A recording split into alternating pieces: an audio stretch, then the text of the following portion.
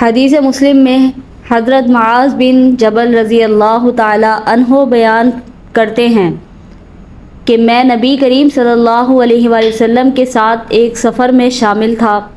میں سفر کرتے ہوئے آپ صلی اللہ تعالی علیہ وآلہ وسلم کے بہت قریب ہو گیا۔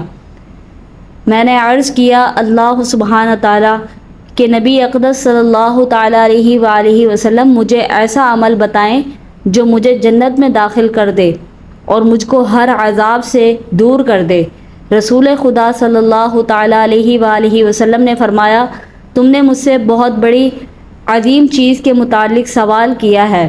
پھر آپ چند لمحے خاموش ہو گئے اور پھر فرمایا، میرے پاس جبرائیل علیہ السلام آئے اور کہا، اس عمل سے موت کی سختی سے نجات حاصل ہوتی ہے، قبر کے عذاب دور رہتے ہیں، منکر نکیر کے سوالوں کے جوابات خود بخود زبان سے ادا ہو جاتے ہیں اور پل صراط سے بجلی کی مانند سے گزرے گا۔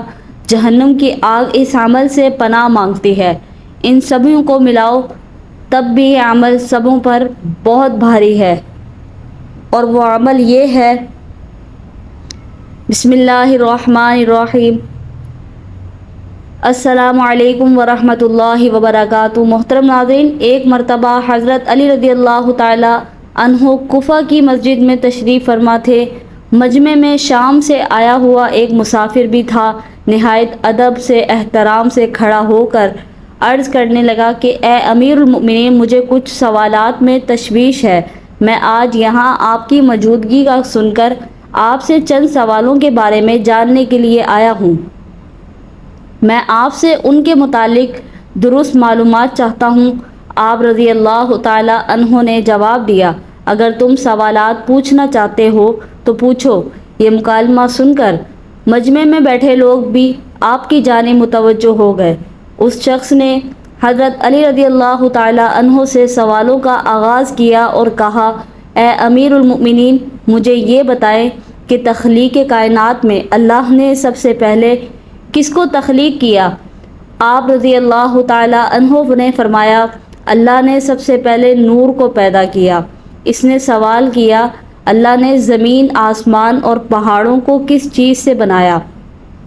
آپ رضی اللہ تعالی عنہ نے فرمایا، اللہ نے آسمانوں کو پانی کے بخارات سے پیدا کیا، زمین کو پانی کی جھاگ سے پیدا کیا اور پہاڑوں کو پانی کی موجوں سے بنایا۔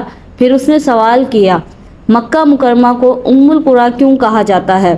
آپ نے فرمایا، ام القریٰ کے معنی ہے ہر ترتیب کی ماں، کیونکہ زمین کی ہر چیز اس کے نیچے سے بچھائی گئی ہے، اسی لیے عرب کے شہر مکہ جہاں پر بیت اللہ شریف ہے اسے ام القریٰ کہا جاتا ہے۔ اس آدمی نے اگلا سوال کیا، زمین کے اوپر کے آسمان کو کس چیز سے پیدا کیا گیا؟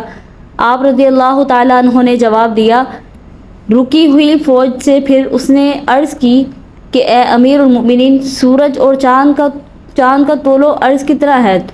آپ نے جواب دیا، 900 فرسخ ضرب 900 فرسخ فارسی زبان کا لفظ ہے، ایک فرسخ میں 10 کلومیٹر لمبائی ہوتی ہے۔ اس نے اگلا سوال کیا کہ ستارے کا طول و عرض کتنا ہے؟ آپ نے جواب دیا، 12 فرسخ ضرب 12 فرسخ۔ اس اجنبی نے نہایت ادب سے درخواست کی کہ اے امیر المؤمنین، جیسا کہ قرآن مجید میں 7 آسمانوں کا ذکر آیا ہے، آپ ہمیں ان 7 آسمانوں کے نام اور ان کے رنگ بیان کر دیجئے۔ آپ رضی اللہ تعالی عنہ نے فرمایا، جو آسمان زمین کے اوپر ہے اس کا نام رفیع ہے اور وہ پانی کے بخارات اور دھول سے بنا ہوا ہے۔ دوسرے آسمان کا نام بروم ہے، اس کا رنگ تانبے جیسا ہے۔ تیسرے آسمان کا نام مدون ہے اور اس میں ملے جلے رنگ ہیں۔ چوتھے آسمان کا نام الفالون ہے اور اس کی رنگت چاند جیسی ہے۔ پانچویں آسمان کا نام ہون ہے اور اس کی رنگت سونے جیسی ہے۔ چھٹے آسمان کا نام عروس ہے اور وہ سبز یاقوت کا بنا ہوا ہے۔ ساتویں آسمان کا نام اجمع ہے اور یہ سفید موتیوں سے بنا ہوا ہے۔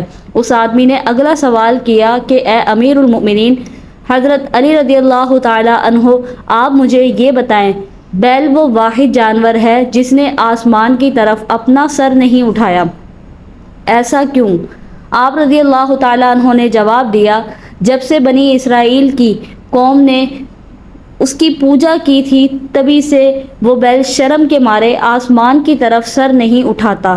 وہ ایک سنہری رنگ کا بچڑا تھا جسے حضرت موسیٰ علیہ السلام کے دور میں سامری جادوگر نے اپنی جادوئی مہارت سے بولنے اور حرکت کرنے کی طاقت دی، اور حضرت موسیٰ علیہ السلام کی غیر موجودگی میں بنی اسرائیل سے اس بچڑے کی پوجا کروائی تھی۔ مجمع میں موجود تمام لوگ حضرت علی رضی اللہ تعالیٰ عنہ کی حاضر جوابی اور علمی قابلیت سے متاثر ہو رہے تھے۔ شام سے آئے ہوئے مسافر نے اگلا سوال پوچھا، اے امیر المؤمنین، وہ کون سے نبی تھے جنہوں نے ایک ہی وقت میں 2 بہنوں سے شادی کی تھی؟ آپ رضی اللہ تعالیٰ عنہ فرمانے لگے، وہ یعقوب بن اسحاق علیہ السلام تھے۔ انہوں نے ایک ہی دن ایک ہی وقت میں 2 سکی بہنوں سے، جس کا نام لیا اور راحلہ سے، نکاح کیا تھا، لیکن اس کے بعد اللہ نے بیک وقت دونوں بہنوں سے نکاح کو اسلام میں حرام قرار دے دیا۔ اس آدمی نے اگلا سوال پوچھا، مد اور جزر کیا ہے؟ آپ نے جواب دیا، اللہ نے سمندروں پر ایک فرشتہ مقرر کر رکھا ہے، جب وہ سمندر کے پانی میں اپنا پاؤں رکھتا ہے یا باہر نکالتا ہے تو جزر مدر سمندر کے پانی خود بخود بلند ہونے اور کم ہونے کے عمل کو کہتے ہیں۔ اس آدمی نے اگلا سوال کیا کہ یہ بتائیں کہ جنات کا باپ کون ہے اور اللہ نے جنات کی طرف کس نبی کو مبعوث کیا تھا؟ حضرت علی رضی اللہ تعالیٰ عنہ نے فرمایا، جنات کے جد اعلیٰ بے شمار ہیں، اور اللہ نے اسے آگ کے شعلوں سے پیدا کیا تھا، اور اللہ نے جنات کی طرف ایک نبی کو مبعوث فرمایا تھا، اس کا اسم گرامی یوسف تھا، جنہوں نے جنات کو اللہ پاک کی عبادت کی دعوت دی، لیکن انہوں نے اس نبی کو قتل کر دیا۔ اس شخص نے دوبارہ دریافت کیا، ابلیس کا آسمانوں میں کیا نام تھا؟ حضرت علی رضی اللہ تعالی عنہ نے جواب دیا، حارث۔ پھر اس نے پوچھا، حضرت آدم علیہ السلام کا نام آدم کیوں رکھا گیا اور انہوں نے کتنی عمر پائی؟ آپ رضی اللہ تعالی عنہ نے فرمایا، کیونکہ وہ عدیم عرض یعنی نیاب زمین کی کھال سے بنائے گئے تھے، اسی لیے ان کا نام آدم رکھا اور 900 سال عمر پائی۔ اس نے سوال کیا، میراث میں مرد کے 2 جبکہ عورت کا 1 حصہ رکھا گیا ہے، جبکہ اسلام تو مساوات کا حکم دیتا ہے۔ آپ رضی اللہ تعالی عنہ فرمانے لگے، جنت میں حضرت حوا علیہ السلام نے جو خوشہ اٹھایا تھا اس پر گندم کے 3 دانے تھے، انہوں نے خود 1 رکھا اور آدم علیہ السلام کو 2 دے دیے، کیونکہ وہ ہمارے جد ہیں۔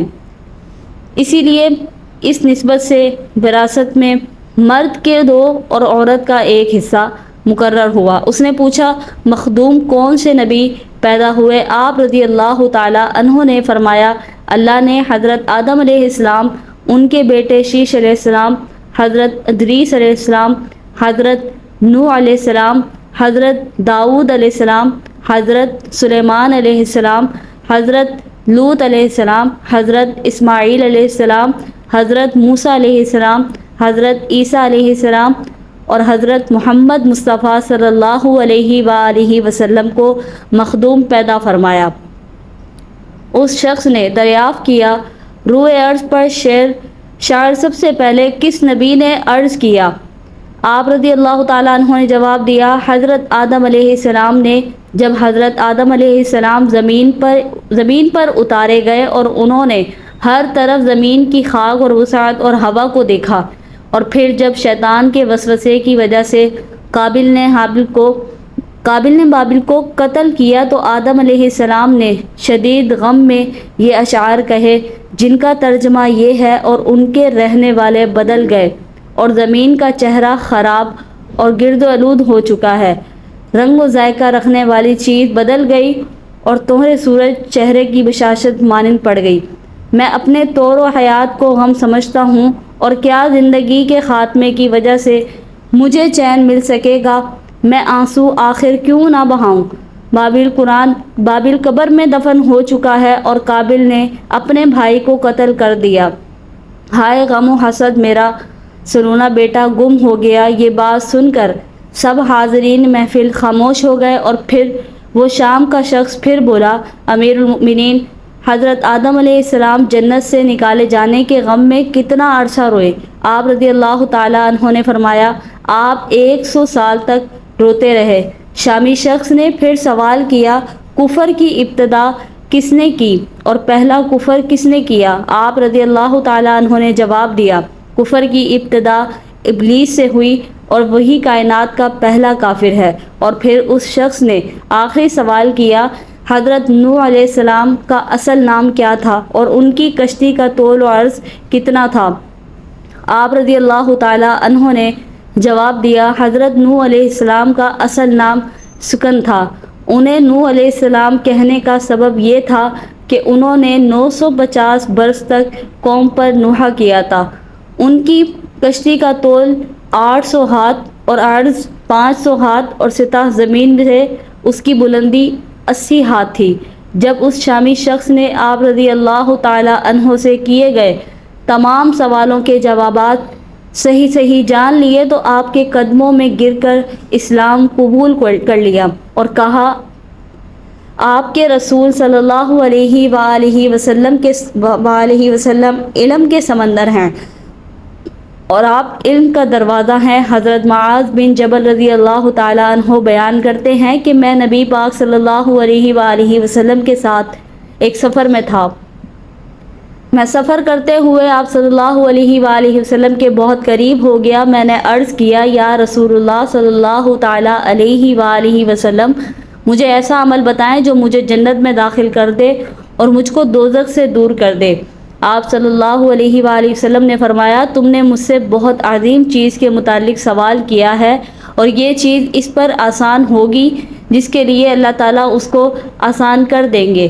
تم اللہ تعالیٰ کی عبادت کرو اور اس کے ساتھ کسی کو شریک نہ بناؤ، اور نماز قائم رکھو اور زکوٰۃ ادا کرتے رہو، اور رمضان کے روزے رکھو اور بیت اللہ کا حج کرو۔ پھر فرمایا، اس عمل سے موت کی سختی نہیں ہوتی، قبر کے عذاب دور رہتے ہیں، منکر نکیر کے سوالوں کے جوابات خود بخود بن جاتے ہیں، اور پل صراط سے بجلی کی مانند سے گزرے گا۔ جہنم کی آگ اس عمل سے پناہ مانگتی ہے۔ ان سبھی کو ملاؤ تب بھی یہ عمل سب پر بہت بھاری ہے۔ اللہ رب العزت سے عاجزانہ دعا ہے، میرے تمام مسلمان بہن بھائیوں کے بچوں کو پروردگار ماں باپ کا فرما بردار بنائے، آمین یا رب العالمین۔ جزاک اللہ خیر کثیرا۔ اگر ویڈیو آپ کو اچھی لگی ہو تو اس ویڈیو کو ایک لائک کریں اور دوسروں کے ساتھ شیئر بھی کریں، اور اسی طرح کی اسلامک ویڈیوز دیکھنے کے لیے ہمارے چینل کے ساتھ جڑے رہیں اور ہمارے چینل کو سبسکرائب کر کے بیل نوٹیفیکیشن کو آل پر کر لیں اس طرح کی اسلامک ویڈیوز دیکھنے کے لیے۔ شکریہ مجھے سننے کا۔ اللہ حافظ۔